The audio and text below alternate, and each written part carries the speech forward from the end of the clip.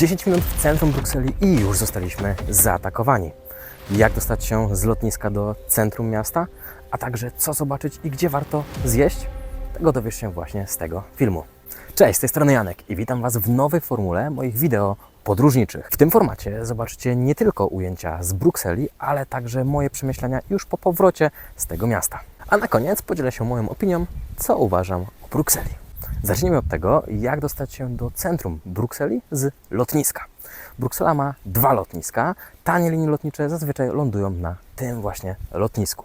Najłatwiej dostać się z niego za pomocą linii autobusowych Flipco. Za około 20 euro możemy sobie zarezerwować przejazd w jedną stronę, na przykład z lotniska do centrum lub z centrum na lotnisko. Autobusy kursują często po co około 20 minut. Z drugiego lotniska możecie dojechać pociągiem. Co do sytuacji, o której wspominałem na początku odcinka, zostaliśmy zaatakowani w samym centrum Brukseli razem z moim przyjacielem za to, że rozmawiamy po polsku. Bardzo dziwna sytuacja, biorąc pod uwagę to, że Bruksela jest nie tylko stolicą Belgii, ale także Unii Europejskiej, której wartości to m.in. właśnie tolerancja. Co dokładnie się wydarzyło i jak cała sytuacja przebiegła, niestety nie mogę Wam tutaj opowiedzieć, aby YouTube nie zablokował tego filmu. Generalnie uważam, że Brukselę można spokojnie zwiedzić w jeden dzień. Chyba że ktoś chce ją poznać bardziej szczegółowo, wtedy powinien zarezerwować około 2 dni. Dlatego, jeśli na przykład loty pasują Wam tak, aby zostać tutaj dzień, 2, 3 dłużej, to w kolejnych wideo pokażę Wam także, co warto zobaczyć w pobliskich miastach, takich jak Gent, czyli Gentawa po polsku, i Antwerpia. Zaraz niedaleko dworca Bruksela Midi, czyli tego, na którym wysiądziecie podjeżdżając autobusem czy też pociągiem, znajduje się Port Halle. Jest to średniowieczna wieża, a w zasadzie brama wjazdowa do miasta, którą można teraz zwiedzać, bo znajduje się w niej muzeum, a na szczycie jest całkiem fajny widok na część miasta.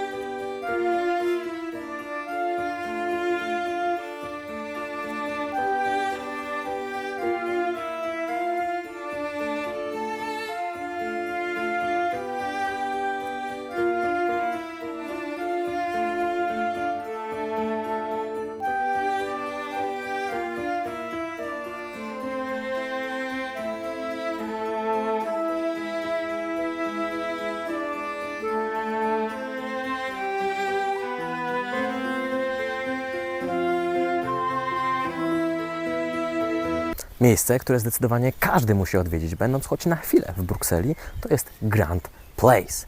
Znajdziemy tutaj nie tylko przepiękne budynki, ale także możemy spróbować chociażby tradycyjnej, legendarnej belgijskiej czekolady, frytek, czy także złocistego trunku.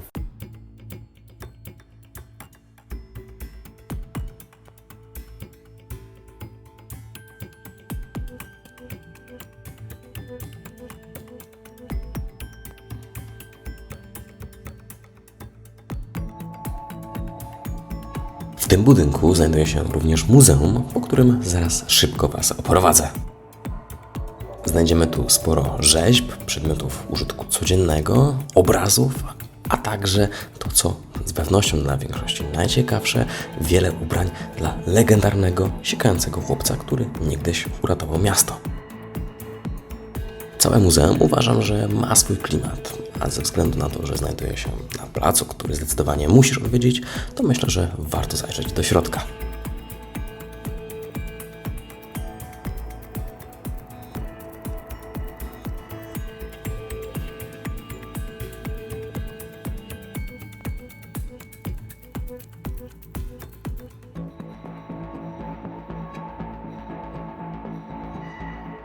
No i wchodzimy na ostatnie piętro poświęcone figurce sikającego chłopca, czyli Mannequin Peace. Figurka ta ma dwie popularne legendy. Jedna z nich głosi, że podczas oblężenia miasta chłopiec, który szpiegował obóz wroga, zobaczył palący się ląd od armaty, która miała za chwilę wystrzelić w kierunku murów miasta i błyskawicznie zareagował, oddając mocz na palący się ląd, czym powstrzymał wystrzał armaty. Figurka ubierana jest w różne stroje, zależnie od okazji. Podobno jest ich prawie aż 800. Tutaj możemy zobaczyć kilka z nich. Tutaj oczywiście już chłopiec w akcji, którego znajdziecie oczywiście na mojej mapie. Link w opisie. W Brukseli oprócz pomnika sikającego chłopca znajdziemy także sikającą dziewczynkę czy sikającego psa. Kolejne miejsce, moim zdaniem warte odwiedzenia, to katedra świętego Michała. Znajduje się ona blisko Grand Place. Wygląda ona moim zdaniem świetnie z zewnątrz, jak i ciekawie wewnątrz.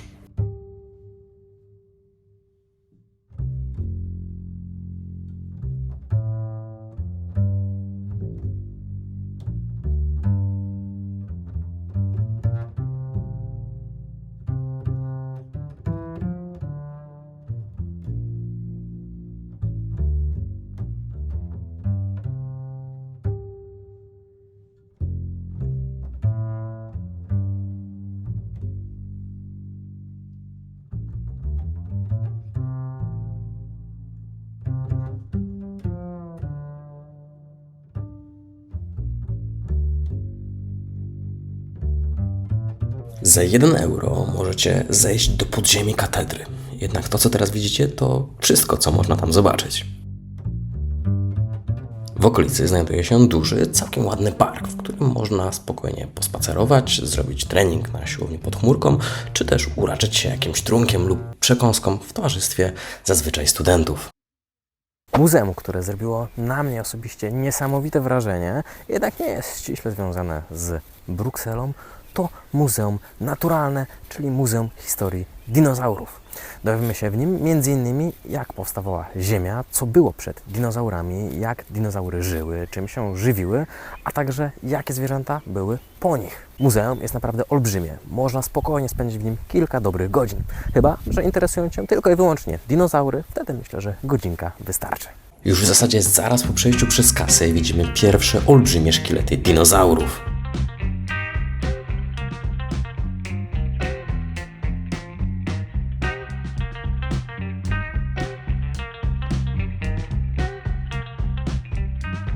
W muzeum zobaczymy wiele gatunków dinozaurów, a cała wystawa jest nowoczesna i dość interaktywna.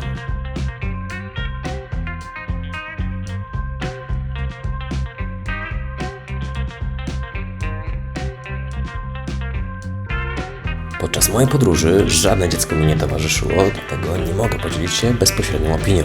Z to zauważyłem, że wiele dzieci, które tam było z rodzicami, bawiło się naprawdę świetnie.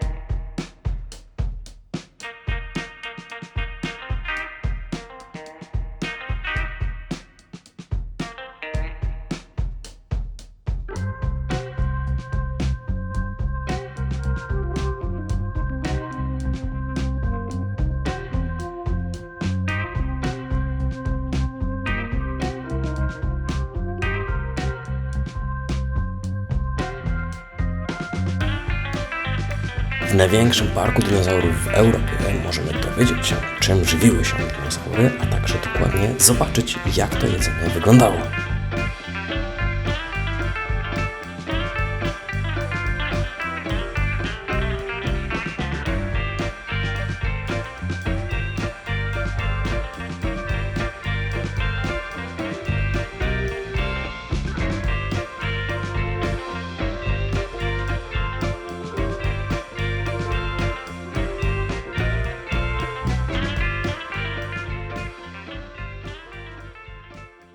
Tutaj widzimy fragment nogi chyba jednego z największych dinozaurów, jakie chodziły kiedykolwiek po ziemi.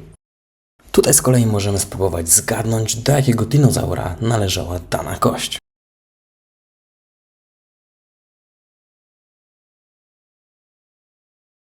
Tutaj widzimy doskonale porównanie kłamamuta do słonia realnych rozmiarów, które aktualnie chodzą po ziemi.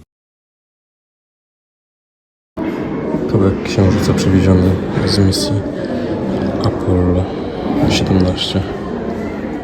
Muzeum jest naprawdę olbrzymie i zdecydowanie polecam Ci je odwiedzić, będąc w Brukseli. No dobra, ale ten film miał być o zwiedzaniu Brukseli, a nie o dinozaurach, dlatego wychodzimy z muzeum i lecimy dalej zwiedzać. Jeśli chcesz, abym nagrał specjalny odcinek tylko o tym muzeum, to daj znać w komentarzu. Dosłownie kilkadziesiąt metrów obok znajduje się Parlament Europejski.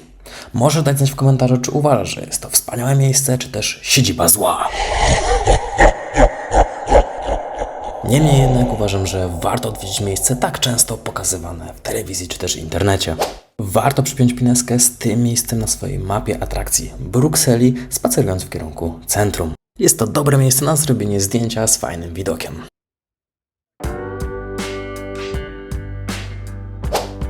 Warto przejść także przez Królewską Galerię Świętego Huberta, bo moim zdaniem wygląda naprawdę rewelacyjnie.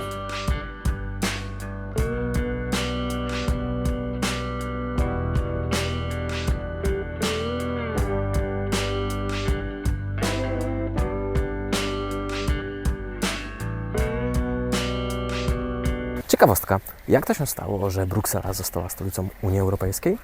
Otóż, jak spojrzymy na mapę, to Bruksela, można było powiedzieć, jest w zasadzie w centrum Europy i to by podpowiadało, że jest to całkiem rozsądne rozwiązanie. Jednak historia tego jest zupełnie przypadkowa. Początkowo planowano przenosić stolicę Unii do kolejno stolic państw członkowskich. Jednak na szczęście stwierdzono, że będzie z tym zbyt wiele problemów i biurokracji, dlatego postanowiono wybrać jeden z krajów. No i tak wyszło, że Belgia była pierwsza w alfabecie. Kolejne miejsce, które warto dodać na listę atrakcji do zobaczenia w Brukseli, jest Pałac Sprawiedliwości. Jest to jeden z największych budynków w Europie, bo ma powierzchnię aż 26 000 metrów kwadratowych. Budynek wygląda naprawdę niesamowicie, zarówno z zewnątrz, jak i wewnątrz. Wejście tutaj jest darmowe, jednak trzeba przejść kontrolę bezpieczeństwa. Nadal odbywają się tutaj rozprawy sądowe, dlatego do części sal ze względów oczywistych nie mamy wstępu.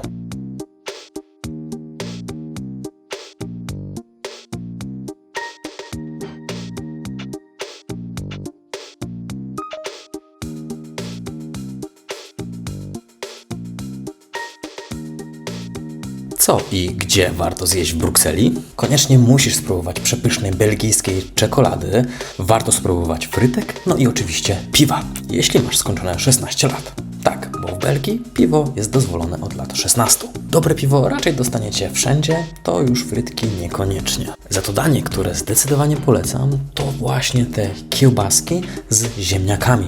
To pire ma w sobie jeszcze boczek i cebulę. Jest to naprawdę bardzo smaczne danie. Na koniec atomium. To 165 miliardów razy powiększony kryształ żelaza. Atomium stało się poniekąd symbolem Brukseli. W środku znajduje się Muzeum Sztuki Nowoczesnej, które można oczywiście zwiedzać. Wybierając się do Brukseli, z pewnością zastanawiasz się też, z jakimi kosztami należy się liczyć. I tak jak lot można znaleźć stosunkowo w niskich cenach, bo ja zapłaciłem w dwie strony z Poznania około 200 zł, to tak jak wspomniałem, już transfer z lotniska do centrum miasta to około 20 euro w jedną stronę, czyli około 100. Wydaje mi się, że jest to chyba jedna z droższych stolic europejskich. Na koniec chcę Wam pokazać to, czego nie widziałem w żadnym wideoprzewodniku po Brukseli. Będąc tutaj, po prostu nie da się tego nie zauważyć. Jest tu naprawdę bardzo dużo bezdomnych i to w ścisłym centrum miasta, a nie dzielnicach, na które nie ma wstępu ze względu na bezpieczeństwo. Tak, w Brukseli jest kilka dzielnic, na które nie ma wstępu, bo panują tam po prostu gangi. Jednak aby Wam maksymalnie nie obrzydzić tego miasta, na tym kończymy tę scenę. Podsumowując, mnie osobiście Bruksela niestety nie zachwyciła. Jedzenie średnie, za to w wygórowanych cenach.